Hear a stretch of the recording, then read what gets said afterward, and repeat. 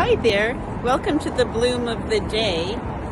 I'm here at the nursery, and what struck my eye is this variety of Helleborus. Look how interesting that is. Now on its own, it may not be showy, but look at these gorgeous tropical like leaves. Look at the variegation on that. Stunning, isn't it? Yeah. And I love if you look closely, look at the beautiful flower, the yellow in the middle.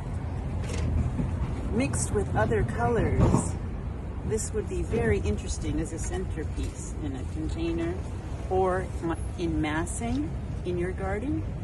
Standing by itself, it may not show very much, but I think if you put a whole bunch of them together, they would make a really nice ground cover.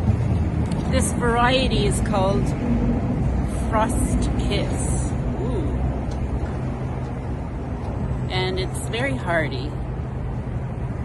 Its hardiness 6 to 9, which is minus 10 degrees Fahrenheit or minus 23 degrees Celsius.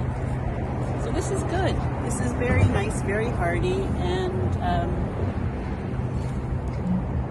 it's almost like a maroon color. This is another variety. This is called Lenten Roses. Ooh, I like this one even more so because it has a deeper shade of red.